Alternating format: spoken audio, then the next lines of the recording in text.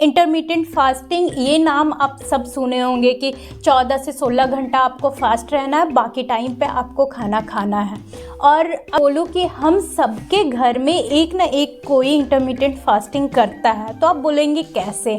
आपके घर में दादी, नानी, मौसी, चाची, बुआ, मम्मी, जो भी माँ, जो भी है, आप देखते होंगे कि वो नहाते धोआते, खाना पीना बनाते, मीन्स पूजा का एक चक्कर होता है कि पूजा करने के बाद ही खाएंगे। तो वो पूजा करते करते ना 12-1 बज जाता है। हर किसी के घर में एक ना एक कोई ऐसा लोग होगा। 12-1 बजे वो खाना खाती हैं, उसके बाद फिर जो लास्ट मील होता है उनका, वो 8 बजे तक हो जाता है, 8 से 9 मैक्सिमम। तो आप सोचो कि क्या वो पतले हैं? सीरियसली पूछ रही हूँ मैं कि क्या वो पतले हैं? मैं तो देखी हूँ कि 90% फीमेल जो इस तरह से फास्टिंग करती हैं, या सोमवारी, मंगलवारी, वेडनेसडे, या फिर शुक्रवार, संडे, जो भी करती हैं, जो भी फास्ट करती हैं, उन्हें तो पतला होना चाहिए अगर इनके लॉजिक के हिसाब से हम देखें तो। पर क्या वो पतले हैं? नहीं है। हमारे यहाँ मैक्सिमम विमेन जो है वो मोटी हो रही हैं, जबकि वो इंटरमिटेंट फास्टिंग कर रही हैं। उनको नहीं पता है, लेकिन फिर भी वो अनजाने तो कर रही है ना इंटरमिटेंट फास्टिंग। फिर भी क्यों नहीं पतले? अभी ये पोस्टर आप देख रहे होंगे, इस न्यूज़ के बारे में आप सुने होंगे कि एक इन्फ्लुएंसर थी जो कि इंटरमिटेंट फास्टिंग कर रही थी और उनकी मौत हो गई, स्टार्विंग के वजह से मौत हो गई। अब सोचो कि भूखा रहने के वजह से मौत हो गई, तो ये कितना ख़तरनाक है। ये वीडियो देखो आप, ये बहुत नोन टू यूट्यूबर हैं, इंस्टाग्राम पे या फिर यूट्यूब शॉर्ट्स पे आप इनको कहीं ना कहीं देखे होंगे। ये वीडियो में आपने क्या देखा कि आपका ब्रेकफास्ट में एक ओट्स का दलिया है, उसके बाद आपका एक फ्रूट्स है, उसके बाद आपका लंच में एक रोटी और एक सब्जी भी नहीं बोलेंगे, भुजिया है, ठीक है, एक मल्टीग्रेन रोटी और भुजिया है। इसके बाद एक चाय और नट्स है, और इसके बाद आपका रात में जो है कि एक मतलब अंडा का सैलेड है, वो भी एग वाइट का, क्योंकि मुझे यॉक नहीं दिखा।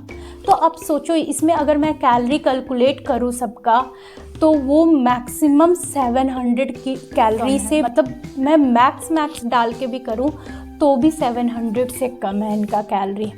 तो आप सोचो कि इतना कम कैलोरी खाना, या फिर उसमें भी डिफिशेंसी होगा कि प्रोटीन बहुत कम मात्रा में है। सिर्फ देखने में लगता है कि हाँ एग वाइट है, मल्टीग्रेन आटे का रोटी, यार कुछ भी है। इतना जो ये खाना दे रही है ना, इनका जो ब्रेकफास्ट है, लंच है और डिनर है, ये तीनों मिला के मेरा सिर्फ ब्रेकफास्ट होता है। सीरियसली बता रही हूँ। आपका दो ये तो चला गया, जैसे कि आपका एक पॉरीज हो गया, वो एक रोटी के बराबर हुआ।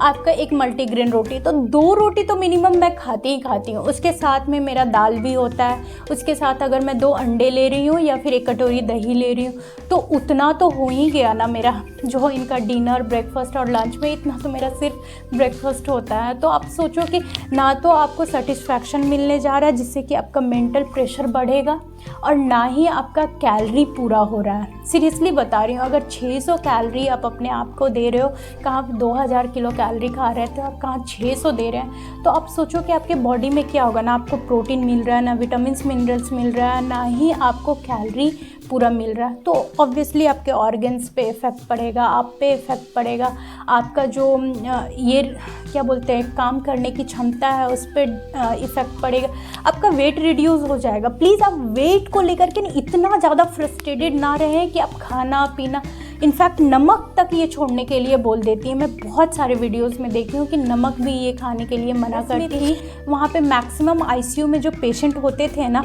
तो जब उनके फाइल हिस्ट्री देखते थे तो पता चलता था कि वो सिर्फ सोडियम की कमी से एडमिट हुए हैं। आपके भी आसपास घर में कहीं ना कहीं किसी न किसी को देखे हुए कि सोडियम के कम होने से वो पेशेंट आईसीयू में चला गया, क्योंकि सोडियम बहुत बड़ा रोल निभाता है हमारे बॉडी में।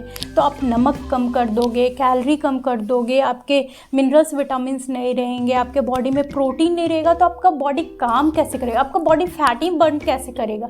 अजीब सा मुरझाया हुआ चेहरा हो जाएगा। तो आप प्लीज़ ऐसा ना करें। आप देख रहे हो कि इस फ़ोटो को कि क्या हाल हुआ, इंटरमीडिएट फास्टिंग या फास्टिंग कोई सॉल्यूशन नहीं है। सॉल्यूशन पे कि आप एक बैलेंस डाइट को फॉलो करें जिसमें कि आपका हर फूड ग्रुप है, आपका जो भी स्टेपल फूड है, रोटी चावल दाल, जैसा भी आपके एरिया में, आपके जगह पे, आपके घर में खाना खाया जाता है वैसा ही खाना खाएं। बस कुछ चीज़ों को ध्यान में रखें, जैसे कि आप ओवर ईटिंग ना करें। अब बिल्कुल भी ओवर ईटिंग ना करें। ज़्यादातर लोग ओवर ईटिंग करते, खास करके फीमेल की खाना बच गया तो उसको फेंके कैसे खा लेते हैं, बच्चे ने छोड़ दिया खा लेते हैं, हस्बैंड आधा खाना खा के गए छोड़ दिए खा लेते हैं, खाना ख़राब हो जाएगा खा लेते हैं। तो इस तरीके से ना करें, ओवर ईटिंग बिल्कुल भी ना करें, आपका वेट मेंटेन रहेगा। सेकंड चीज़ है और सबसे इम्पॉर्टेंट चीज़ है कि आप जब भी बाहर खाने के लिए जाते हैं, रेस्टोरेंट में खाते हैं, शादी के घरों में खाते हैं, तो वहाँ पे तो ओवर ईटिंग करते हैं और ढेर सारा खाना आप मंगा लेते हैं। ऐसा ना करें। अगर आप बाहर खाना खाने के लिए जाते हैं तो आप इंजॉय करें, आप ज़्यादा लोग मिल के जाएँ, खाना को कम अमाउंट में मंगाएं, मिल बांट के खाएं ताकि आप थोड़ा कम खाएं। वो खाने में कोई न्यूट्रिशन नहीं है तो लड़े नहीं खाने के लिए कि अरे वो उधर गया जल्दी जल्दी हम खा लेते हैं। ऐसे बहुत सारी मैं वीडियो देखी हूँ, ऐसा बिल्कुल भी ना करें। अगर आपके पास एक चिप्स का पैकेट है तो आप 3 लोग में बांट के खाएं ना, तो आप कम भी खाएंगे और सबके साथ एंजॉय भी करेंगे। खाना गलत नहीं है लेकिन आप तरीका गलत। अब थर्ड चीज़ है कि हमारे यहाँ पे ना सबसे बड़ा प्रॉब्लम है कि हम जो भी हाई कैलोरी वाला खाना बनाते हैं, डेंस खाना बनाते हैं, वो हमेशा रात में बनाते हैं। जैसे पूरी सब्ज़ी बनानी है तो रात में बनाएंगे, चिकन बनाना है तो रात में बनाएंगे, कचौड़ी समोसा, मतलब जो भी है कि इवनिंग के टाइम में या रात में बनाएंगे, क्योंकि रात में सब होते हैं घर में, इसलिए हम रात।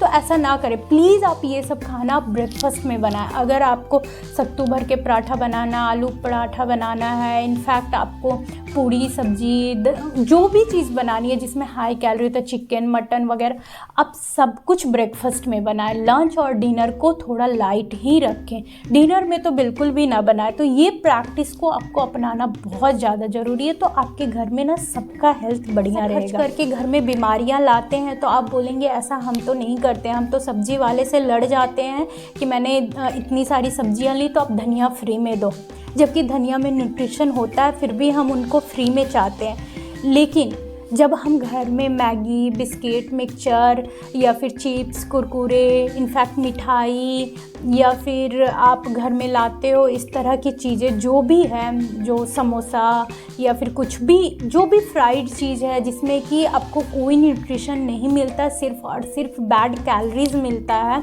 तो आप एक बार भी सोचते हैं कि मैंने इतने पैसे खर्च किए और हमको कुछ नहीं मिला सिर्फ डिजीज़ के अलावा, लेकिन आप पैसे खर्च कर देते हैं। तो आप ध्यान रखें कि आप अपने घर में ऐसा कुछ भी नहीं लाएंगे जो कि आप फटाक से बना के खा लेते हैं, जैसे मैगी हो गया, या कोई भी गेस्ट आया तो झट से निकाल के मिक्सचर बिस्किट दे दिए, ऐसा कुछ भी नहीं लाएंगे। आप ऐसा कुछ भी नहीं लाएंगे। इससे क्या होगा कि आप एक्स्ट्रा जो मंचिंग करते रहते हैं ना, कि मन नहीं लगा तो मैं 2 बिस्किट निकाल के खा ली, मन नहीं लगा तो मिक्सचर निकाल के खा ली, तो आप ऐसा करने से बचेंगे। और जब घर में रहेगा ही नहीं तो आप खाओगे क्या?